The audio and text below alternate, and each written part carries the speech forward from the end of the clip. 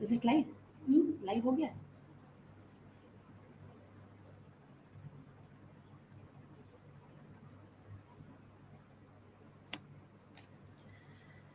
Good afternoon, sir and dear participants.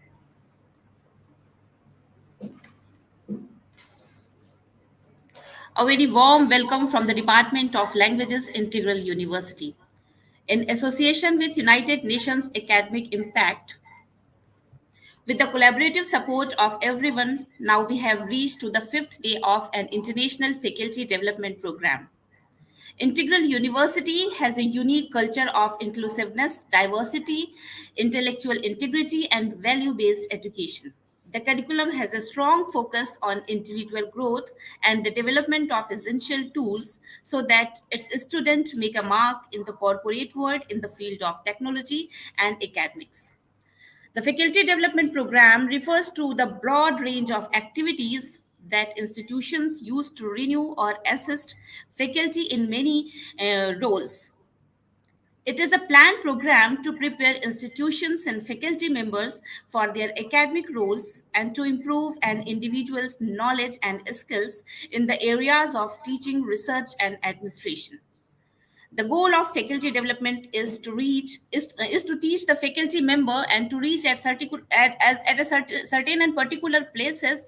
From there they can achieve relevant to their institutional settings and faculty position to sustain their vitality both now and in the future. Talking about literature and about the topic emerging trends in English literature, we can say literature always has something to explore: the ideas, the concepts, and the theory. Queer theory is a way of thinking that traditional assumptions about gender and sexual identities. The field emerged from sexuality studies and women's studies. Queer theories analyzes gender and sexuality as socially and culturally constructed concepts. The goal of queer theory is to challenge traditional academic approaches and fight against social inequality. Talking about masculinities, in fact, it is necessary for an intersectional analysis of gender relations and better understanding of masculinity is to reduce man's perception of violence and increase support for gender justice. In order to justify the topic queer theory and masculinity studies, today we have with us the Honorable Professor Niladri R. Chatterjee, the eminent professor, Department of English, University of Kalyani. To introduce the professor, I would like to invite Dr. Fatima Sarish, Faculty, Department of Languages, Integral University. Dr. Fatima, over to you.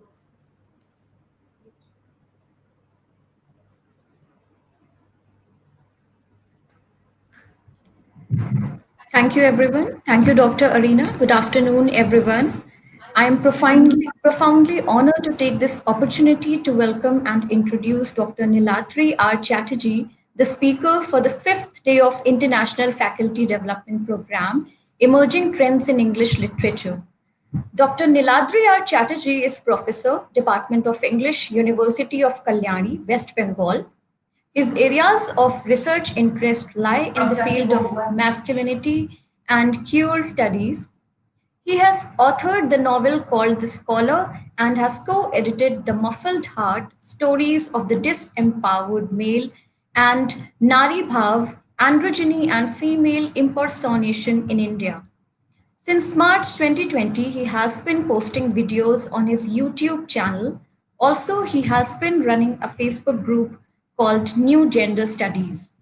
On the behalf of Integral University, I thank and welcome you, sir, for you have joined us to share your ingenious thoughts on queer theory and masculinities studies. Over to you, sir.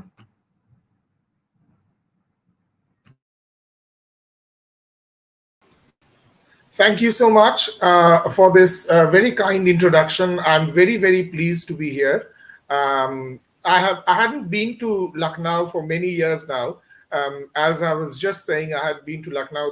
I think the last time was in 1998 in July. So I have very happy memories of Lucknow, and I'm very pleased to be here today at this faculty development program that has been organized by Integral University. And what I really am going to do today is talk a little bit about masculinity studies and a little bit about queer theory. I'll start with queer theory and then I'll move on to masculinity studies.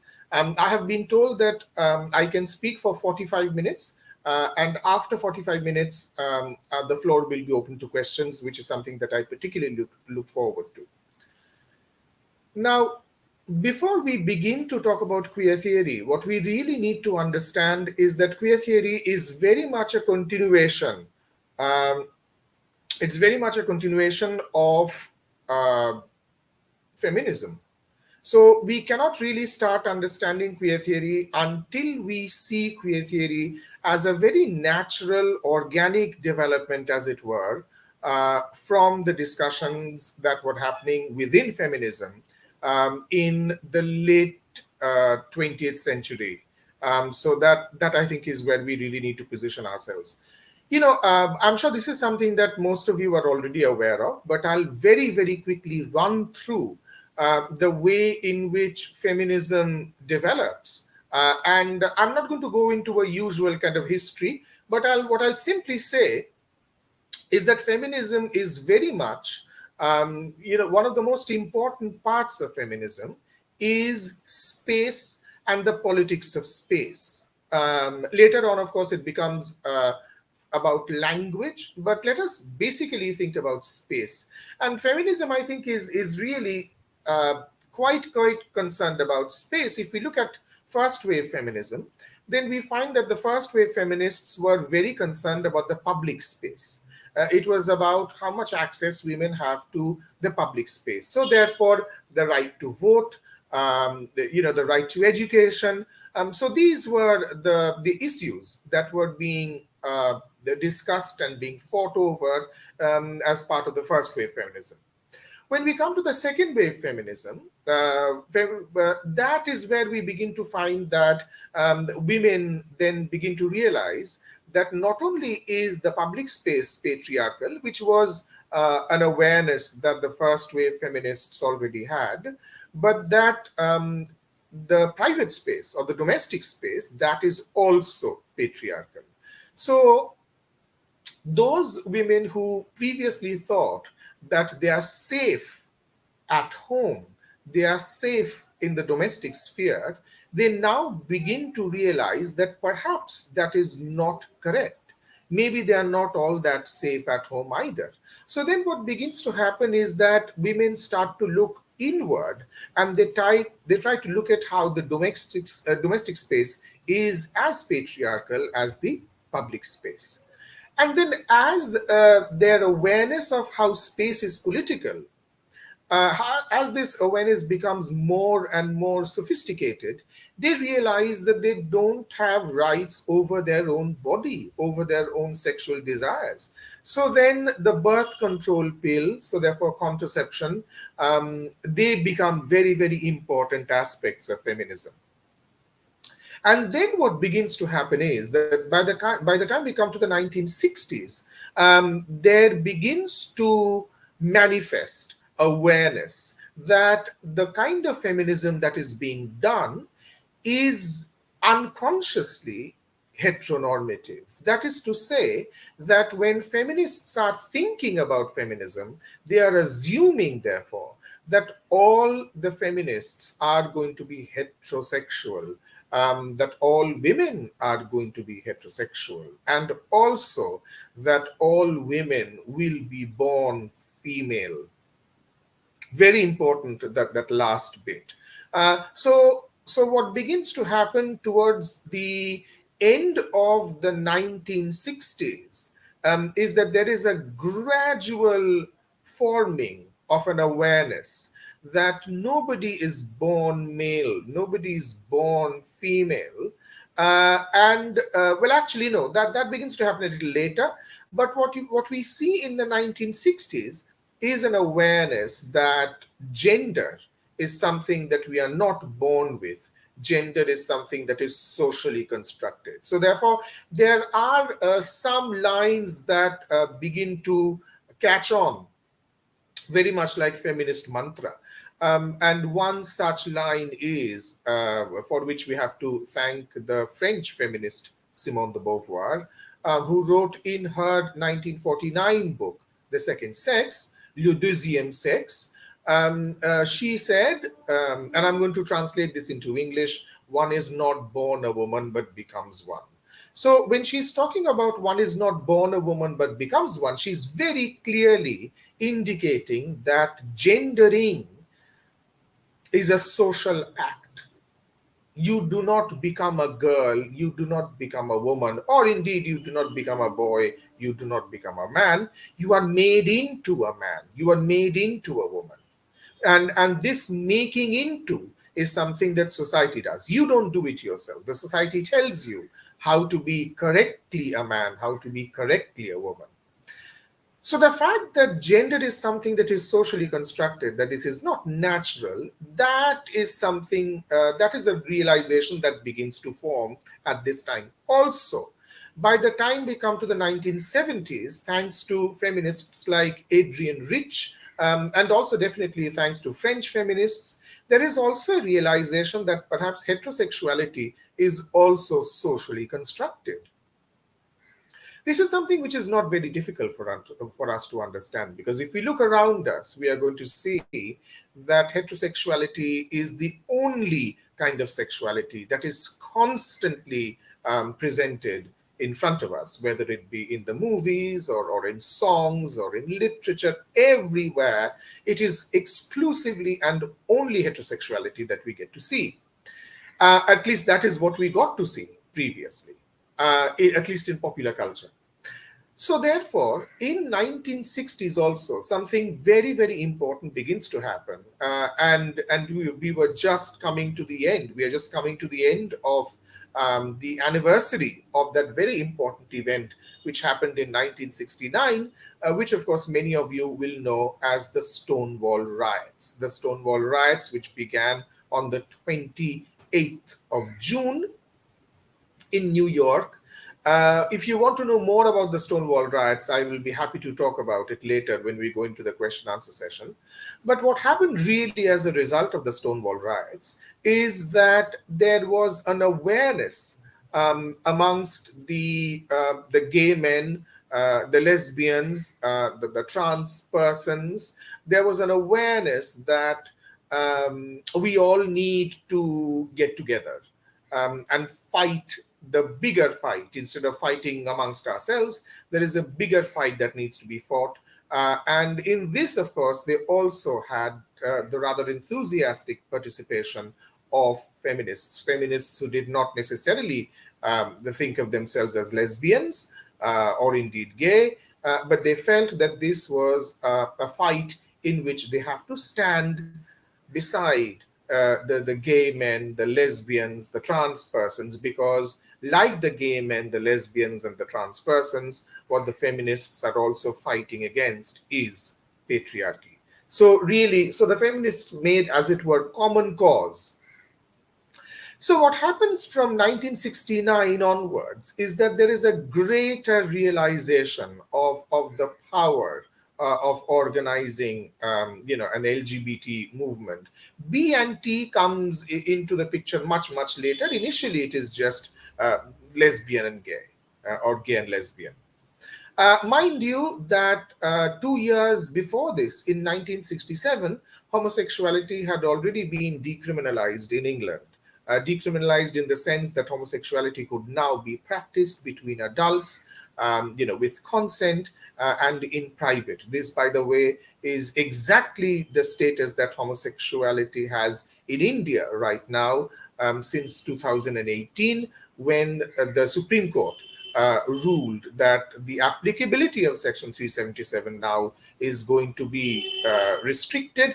It is only going to apply to those who are having sex with a minor, or those who are having sex without consent, or those who are having sex in public. So only in those cases, Section 377 can still be applied. If two men or if two women are having sex in private, if they are both adults, if there is consent, then Section 377 cannot be applied on them anymore. But I'm getting ahead of myself. So what really begins to happen is in 1967, as I told you, homosexuality is decriminalized in England.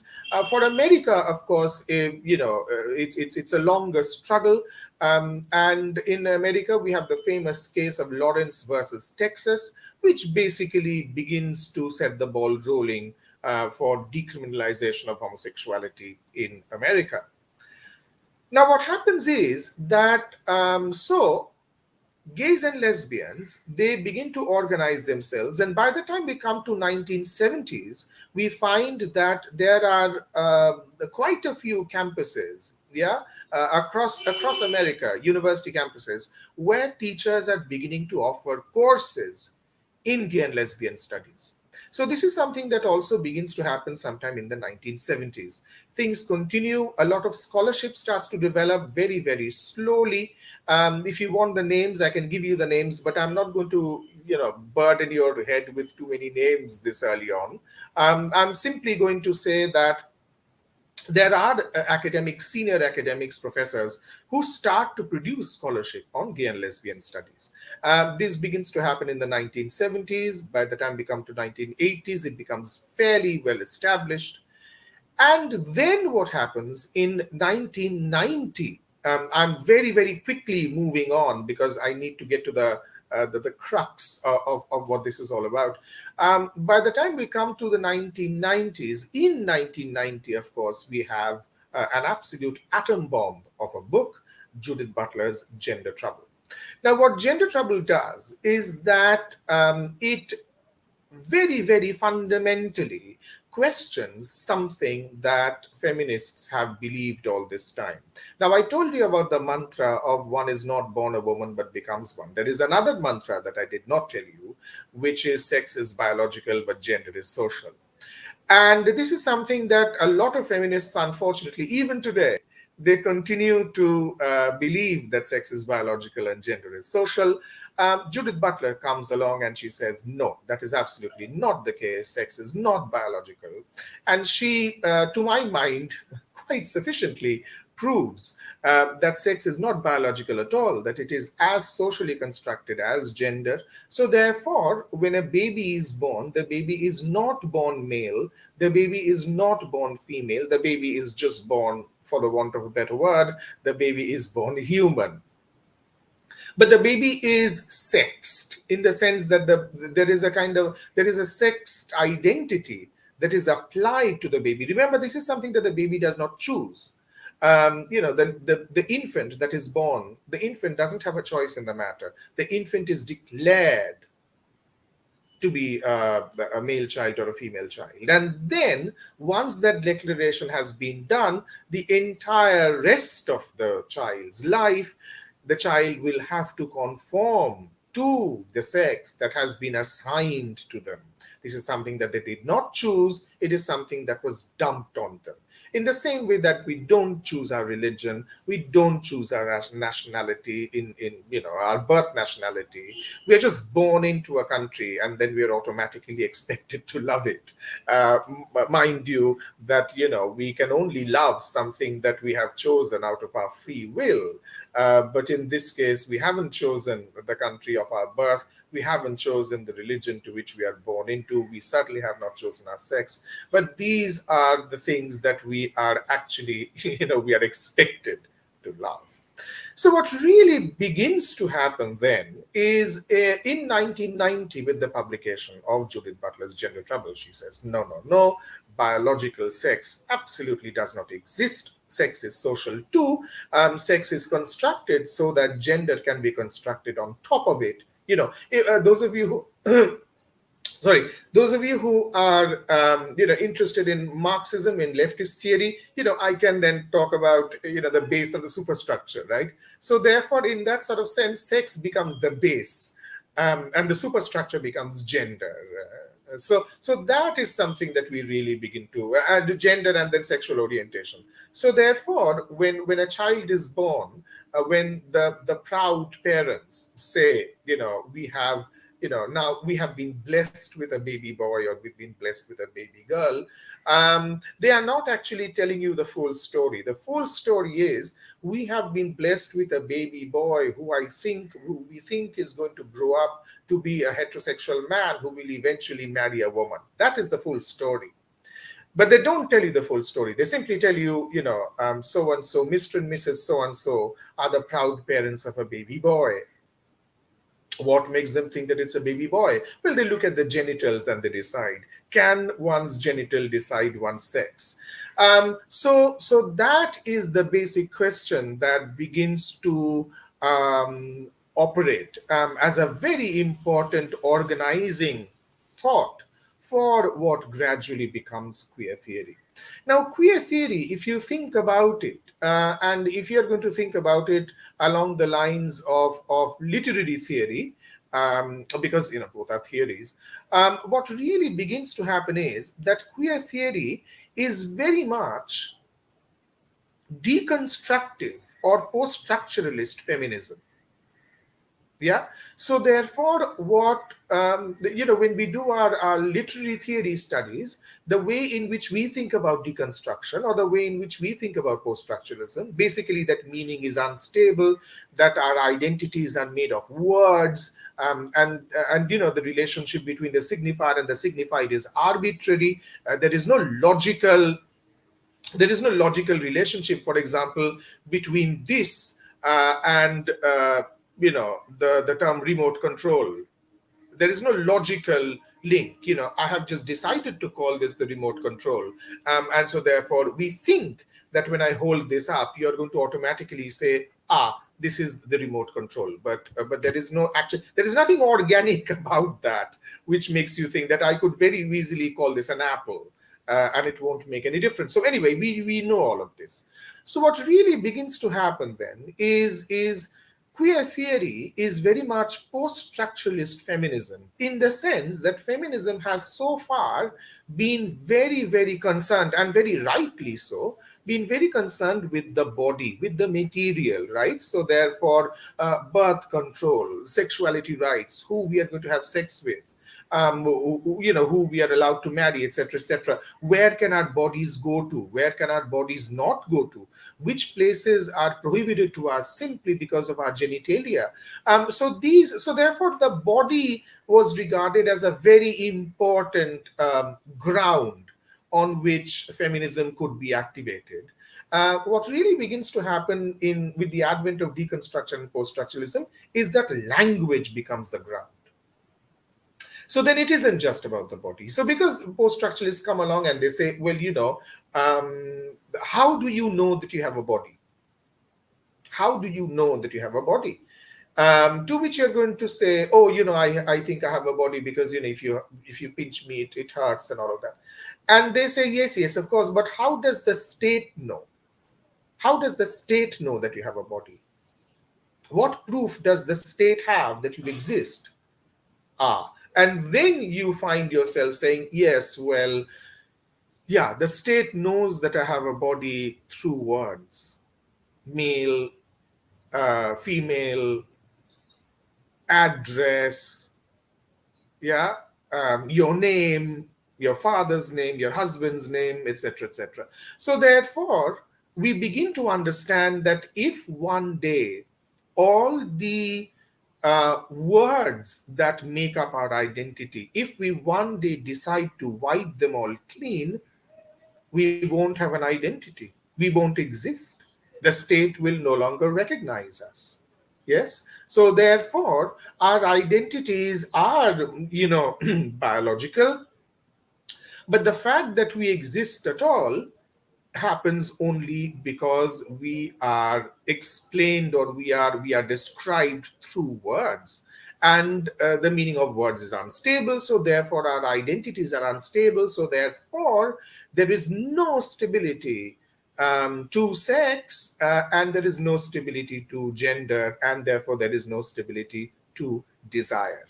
So, a kind of stability that the first wave and the second wave feminists had been depending on, as it were, that kind of stability is absolutely exposed as being fake, as being just a fictive a construct by the third wave feminists, by the deconstructive post-structuralist feminists like Judith Butler, who come along and they say, no, sex is not biological, sex is social.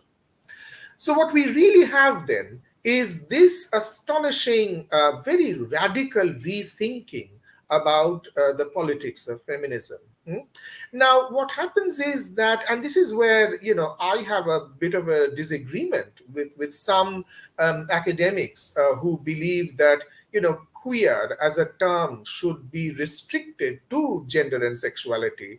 Now, I am afraid I follow Michael Warner. I promise you, I'm not going to drop too many names, but Michael Warner, I guess I have to mention him because of the way in which he defines the queer. And he says queer is basically an opposition not only to the normal, but to the regimes of the normal. So, therefore, what queer does is that it asks us to question not only the way in which gender and sexuality and sexual desire have been made normative, but we are now asked to be aware of all other kinds of normativities. Now, what is normativity? Very simple to understand. A normativity is basically a certain rule that is touted around as being normal. So, therefore, so to say, for example, somebody like me, who is a Bengali, and people are going to look at me and they're automatically going to assume that I like this extremely sickeningly sweet thing called the Roshogolla. In Hindi, you call it Rasgulla. I don't like Rasgulla. I don't like Roshogolla. But when I tell them that I don't like Roshogolla, people are horrified. Why? Because that is their normative idea of what a Bengali likes. People assume that I sing Rabindra Sangeet 24 hours a day. I don't. And then they are shocked. Oh my God, you're a Bengali, but you don't like Tagore. What is wrong with you? So therefore, what really happens, therefore, is that you really feel yourself a prisoner to certain normativities, and none of which was your own choosing.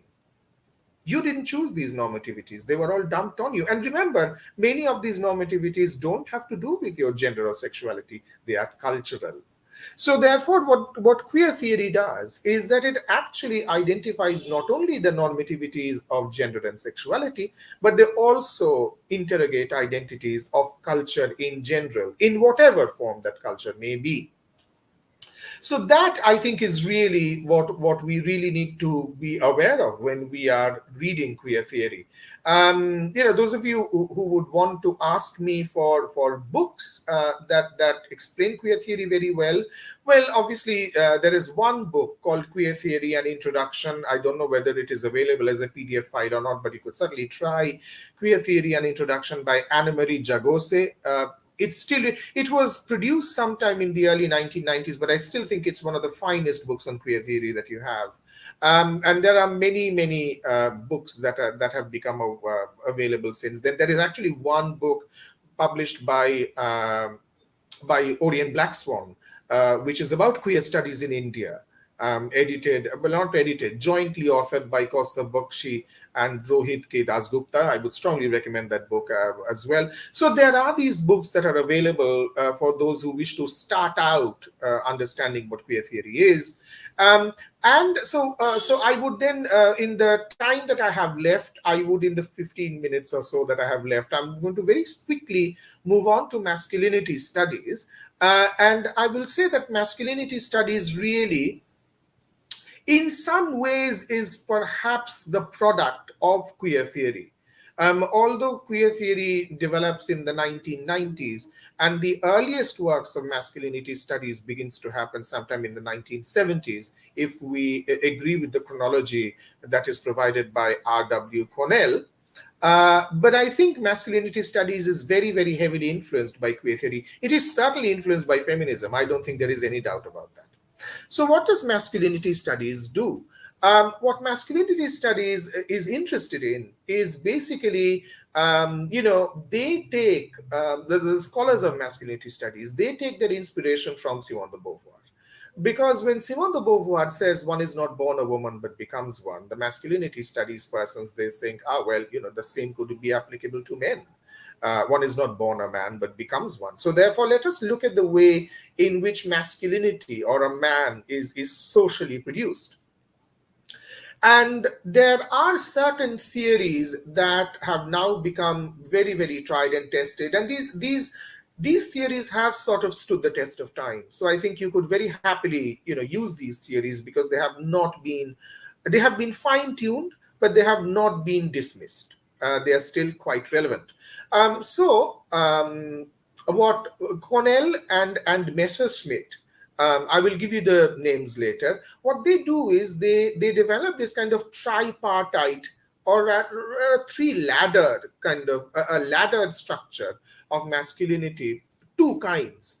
One is hegemonic, complicit, and subordinate, and the other is global, regional, local. Now, to talk a little bit about the kind of masculinity that is meant by hegemonic, complicit, and subordinate. So, what is hegemonic masculinity? Hegemonic masculinity, very simply, is that kind of masculinity which is culturally dominant at a particular place at a particular time. Yeah. So therefore, hegemonic masculinity, much like other masculinities, are very chronotopic, to use Bakhtin's phrase. So hegemonic masculinity, complicit masculinity, and subordinate masculinity, they are all very time and space specific. So what is regarded as being the ideal of masculinity, for example, in 21st century Calcutta, is not going to be the same as the ideal of masculinity that is expected in, say, 1970s Delhi. Not the same. So therefore, what kind of masculinity is the best masculinity? That is something which patriarchy very often plays around with. And when patriarchy plays around with what is hegemonically masculine, patriarchy does that in order to show that, they are very flexible, that they are very fluid, that they are not conservative at all, that they change with the times. So therefore, there is a certain way in which patriarchy tells, everybody that, look at us, we adapt, we change, we metamorphose. Yes, they metamorphose and they change, but all of that is cosmetic, because what remains underneath that change is the value addedness of it. This is good masculinity. So what is good masculinity may be redefined, but what does not change is that some kind of masculinity or the other will always be held as being good masculinity. Okay, so that is as far as hegemonic masculinity is concerned. What about the complicit? Now, the complicit masculinity belongs to those men who may not embody hegemonic masculinity, but they support it. They support it, and they certainly win dividends from supporting that kind of hegemonic masculinity. So say, for example, I don't know what the situation is like in Lucknow, but I can talk about the situation in Calcutta, for example, which is where I am. So hegemonic masculinity right now in Calcutta is the gym built body, right? So therefore you have to go. So I'm a disgrace because I don't go to the gym. But the whole idea is that you have to go to the gym and you need to have massive biceps and massive triceps and enormous pectoral muscles and six-pack abs, most importantly. And so that is something which is held as hegemonic masculinity, right? Now, come on, not all men have that kind of body. So then there are these other men who are going to ask other men to go to the gym. So there are going to be these men who are going to sit around, all day, do absolutely nothing, but they'll pass comments on the boys and the men that are going by, and they're going to say, oh, look at him, he should go to the, why don't you go to the gym, go to the gym, come on. They never go to the gym themselves, but they're constantly recommending other people to go to the gym. Complicit masculinity. So therefore they are totally supporting, they're supporting hegemonic masculinity without embodying it themselves. Complicit masculinity. And then you come to subordinate masculinity. These are men who absolutely refuse to buy into hegemonic masculinity. We will not be that kind of man. Right? So therefore, if hegemonic masculinity is all about being violent, it is all about, beat people up, shoot people, kill people, get into fights, quarrel, abuse, also abuse yourself, right? So therefore, get addicted to drink, get addicted to smoking, destroy your health. If that is the kind of masculinity that is held up as being hegemonic, there will be these people who are going to say, no, I will not embody that kind of masculinity, right? So therefore, they are going to be accused of being effeminate. They are going to be told they are not quite masculine. They are going to be regarded as being inadequate. But these are the men who refuse to toe the line of exactly what masculinity is supposed to be. In Bengal, we had a very, very famous person who absolutely embodied the subordinate masculinity. He also happened to be a wonderfully talented film director called Rituparna Ghosh. He died a few years ago, and so now we don't have a role model for those who choose to embody a kind of subordinate masculinity. But there are men, in every city, in every state, who refuse to embody hegemonic masculinity. If men are expected to fight, we won't fight. If men are expected to kill people, we won't kill people. So that is as far as the hegemonic, complicit, and subordinate is concerned. Then there's this other kind of structure, which is global, regional, and local. But the global is, a kind of masculinity that everybody regards as an ideal, right? So therefore, and very often what happens is that these global masculinities emanate from the first world, or they emanate from the developed worlds, and in most cases from Hollywood. So therefore, a lot of people would say, well, George Clooney, for example, is the global masculine ideal. Or indeed, as my friend pointed out to me yesterday, that a member of a K-pop group has now suddenly emerged as being the most beautiful man.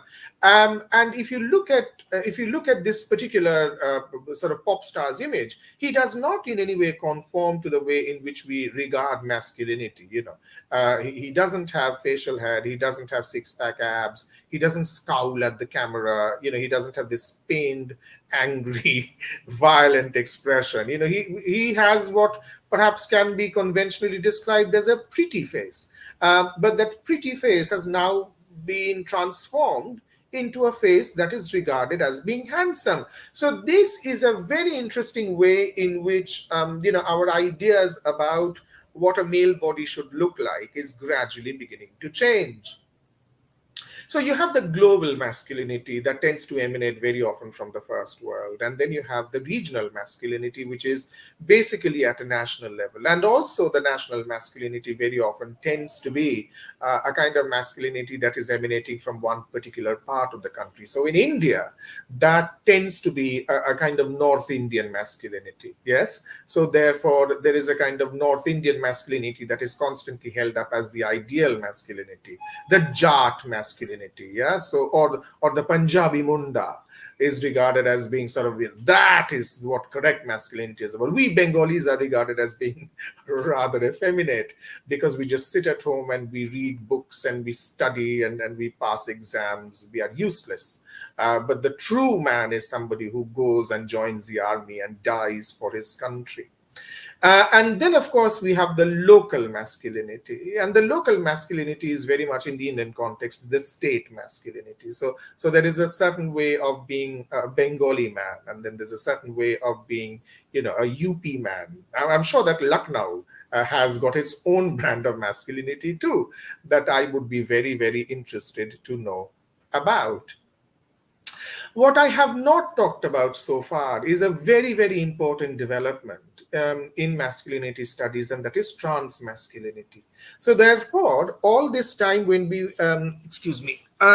all this time when we have been discussing masculinities, we have been talking about, we have been discussing masculinity unconsciously assuming that these masculinities are going to be performed by those people who are born with a penis. So therefore, these masculinities are always going to be performed by those who were designated male at birth. And then we have a very radical intervention in the field of masculinity studies by trans men or by trans masculine the persons who are going to say that masculinity is it's a style. Masculinity is a culture. Masculinity is style. No arguments there. Of course, it's very easy to understand. It is a style, it is a culture. And if it is a style and if it is a culture, then therefore, that style and that culture can be performed by absolutely anybody. You do not need to have a penis in order to perform masculinity. Makes perfect sense. So therefore, so people very often accuse trans men of supporting patriarchy because there is a very simple-minded understanding, very simple, lazy understanding of patriarchy, which says that all men are automatically empowered and all women are automatically disempowered, and so therefore there are some people who say if they see a masculine presenting woman, a masculine within inverted commas, of course. If they see a masculine presenting woman, they're going to say, "Oh, well, I'm sorry, but you are just you are aspiring to patriarchal power," and that is such a terrible thing to say because they are not.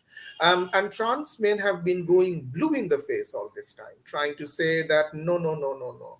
No, no. We adopt a certain style of dressing. We adopt a certain style of clothing. We adopt a certain style of speech too, maybe that you read as masculine, but that does not necessarily mean that we aspire to patriarchal power. We are trans men, but we are feminists. We are also fighting against patriarchy.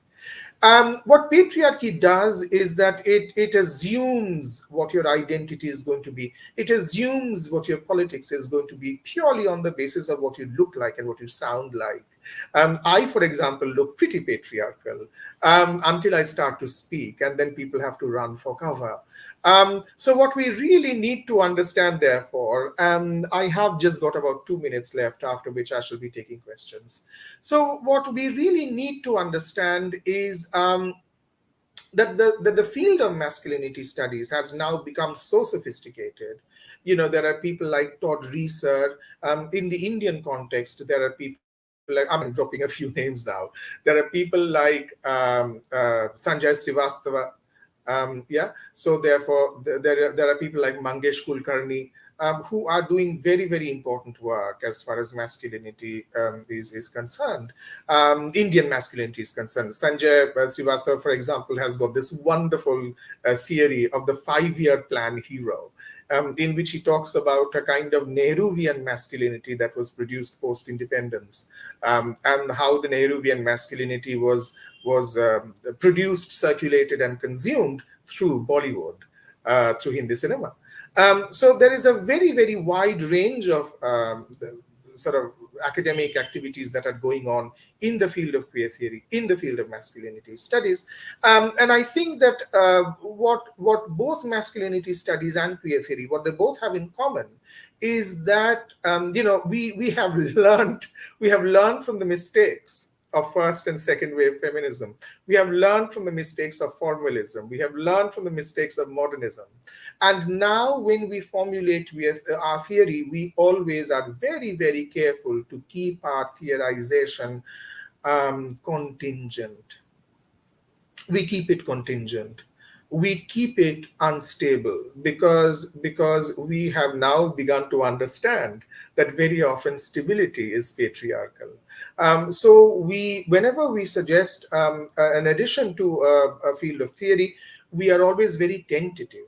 We are always very hesitant. So we say, well, this is the way in which we could theorize in the future, but we are not entirely sure. So therefore, we are going to look for inputs. Maybe there are some faults in our theorization. What has really happened, and this is where I'll absolutely end my discussion. What has really happened is that what postmodernism has done and what post-structuralism has done, contrary to popular perception, is that theoreticians have become humble.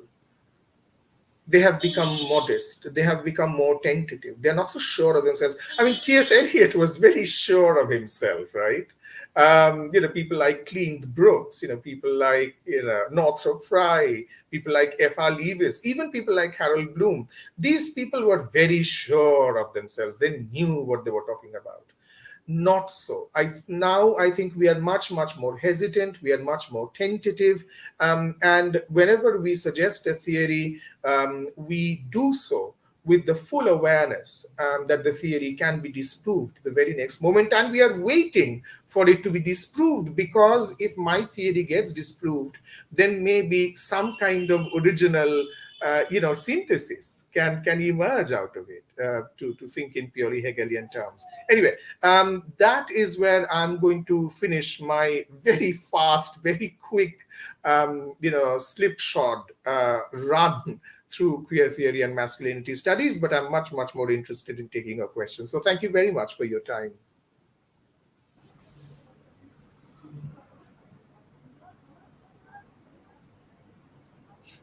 Dear participants, you can type your question in the comment section for the question answer session. Right. I think we already have almost 90% of the right. Oh, wow. See, the thing, what is showing up at the bottom, they tend to disappear very fast, so I can't quite read them. Almost 90% of the representation is governed by the society, and even if you, as a human being, revolt, we fail to win. So the rules of society cannot be regulated. No. The rules of society cannot be. No, of course, the rules of society cannot be neglected, but the rules of society should absolutely be challenged when we understand that those rules are methodically oppressing a certain section of the society. So therefore, what we really have to do is we have to revisit every single rule that society has been circulating as being inviolable, as being beyond challenge, beyond question. We have to look at those rules very seriously, and we have to ask ourselves exactly who are these rules serving, because I'm sure you understand, Dr. Shukla, that these rules are making a lot of people extremely unhappy, and the people that are being made unhappy, they're not being made unhappy because they're bad people. They are being made unhappy simply because the rules have been framed in such a way that they're automatically excluded through no fault of their own. So therefore, I think that rather than respecting the rules of the society, I think rules of the society need to be interrogated and questioned at every single moment, lest we find that one group is being marginalized, is being disempowered because of those rules. Surely, if you live in a democracy, then the whole point of the democracy is that, the most, I mean, this, I'm quoting Judith Butler, the whole point of a democracy is to ensure that the most precarious life should also be a livable life. And that is what we should keep in mind when we are revisiting the rules. The dictionary meaning of masculinity is handsome, muscle-driven. How can we believe it to be the only truth when there's an entire theory on it? I don't think the dictionary ever defines masculine as handsome, muscled, and driven. This cannot be. It's certainly not handsome. Then where would I be? No, I think that no. I think that the dictionary, you must understand that, very often these definitions are also political. So therefore, we need to take on board the theory.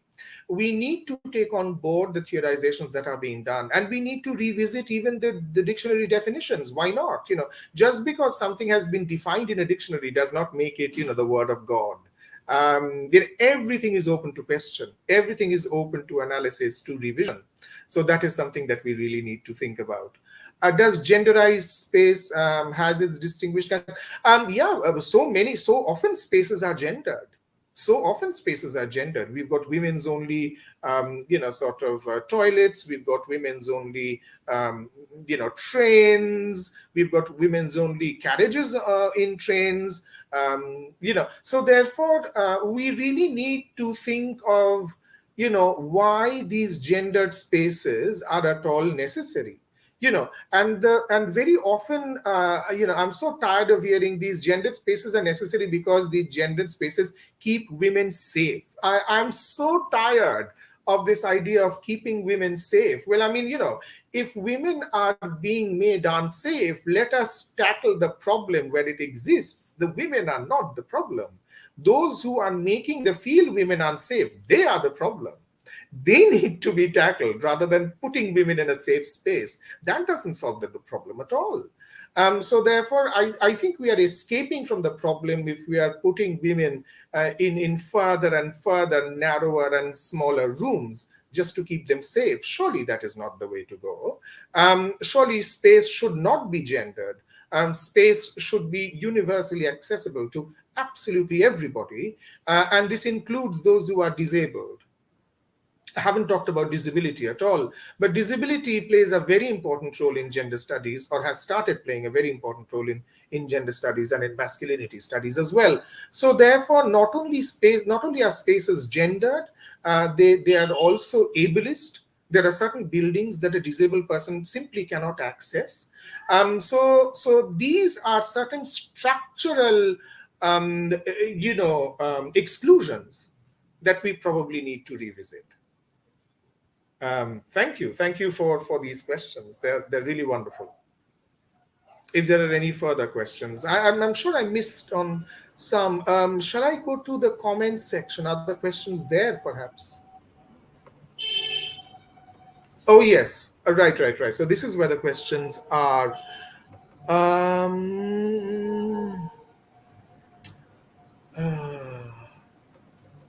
Yeah. Right. Okay. So, Can you see any questions that so maybe I think there's no question. There are no questions. Yes. There are no questions. Okay. Thank you, Right. Professor Chatterjee. We are Right. grateful to Okay. you for sparing your valuable time for us and gracing this program. It was much informative and insightful lecture. Now, I would Thank you. like to invite the co-convener of IFDP, Dr. Vanya Shrivastava, to give a vote of thanks to our esteemed guests and participants. Up to you, Vanya Shrivastava. Good afternoon, all. Smallest act of thanks is worth equal to the greatest intention of sharing knowledge. Therefore, I take this opportunity to propose a vote of thanks for this ingenious leading edge session on queer theory and masculinity studies. On behalf of the head of department, Dr. H.M. Arif Nadvi, convener, Dr. Arina Nazni, coordinator of Integral Learning Initiative ILI, Mr. Arif Usmani, and the organizing committee of the Department of Languages, Integral University, I convey deep regards and hearty thanks to our distinguished speaker, Professor Niladri R. Chatterjee. Sir, you rightly brought out the root cause of all the battles concerning equality and representation, which is the social act of gendering. That is, you are required to be what is normatively accepted, not what you vibrantly can be or is. And the more grave reality is that the fight for female is still emblematic enough, but masculinity is suffering underrepresentation. Masculinity has long been at the center of queer theory. It traces the rise of queer theory alongside the rise of critical studies of men and masculinities. It is an important intervention because it allows to uncomplicate ideas of male social representation and express the unspoken, the unsaid, and the non-normative dimension of socio-cultural construction of gender. Sir, you have profoundly encapsulated the most neglected concern of repressed masculinity. Your views have ignited a ultra-modern discourse of English literature, which I hope stand as strong as the socio-cultural patriarchal construction of gender. Thank you, sir. I lack words to appreciate our participants who set the wheels rolling day to day with their attentiveness for the lectures. They share our responsibility for the effective running of sessions. Dear all, for your efforts and generosity from you, I have learned much of life's philosophy. Thank you all sincerely.